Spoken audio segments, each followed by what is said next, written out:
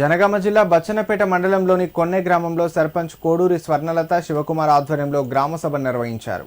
ఈ సందర్భంగా ఆమె మాట్లాడారు. గ్రామ సమస్యలను ఎప్పటికప్పుడు పరిష్కరిస్తానని తెలిపారు. ఎలాంటి సమస్యలు ఉన్నా తమ దృష్టికి తీసుకురావాలని చెప్పారు. కార్యక్రమంలో ఉప సర్పంచ్ చెల్ల కమలాకర్, వార్డు సభ్యులు, గ్రామస్తులు తదితరులు పాల్గొన్నారు. కొన్నె గ్రామంలో గ్రామ సభ ఏర్పాటు చేయడం జరిగింది. సభలో గ్రామస్తులు వివిధ సమస్యలపై పరిష్కారము చూపుతామని హామీ ఇవ్వడం జరిగింది. ముఖ్యంగా గ్రామంలో యువత అధిక సంఖ్యలో పాల్గొని సభను విజయవంతం చేయడం జరిగింది. కొన్నె గ్రామంలో మరి రెండవసారి గ్రామ సభ ఏర్పాటు చేయడం జరిగింది.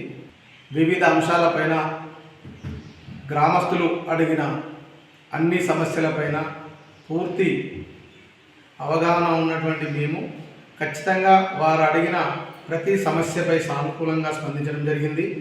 అలాగే వారు అడిగిన సమస్యలన్నింటినీ త్వరితగతిన పూర్తి చేస్తామని హామీ కూడా ఇవ్వడం జరిగింది.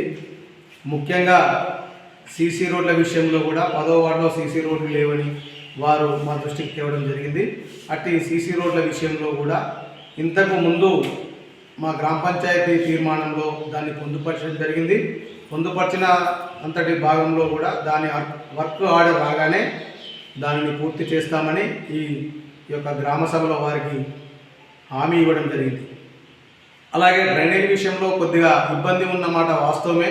అయితే డ్రైనేజీ విషయంలో మనకు ఎలాంటి నిధులు లేవు కాబట్టి కొద్దిగా జాప్యం జరుగుతుంది.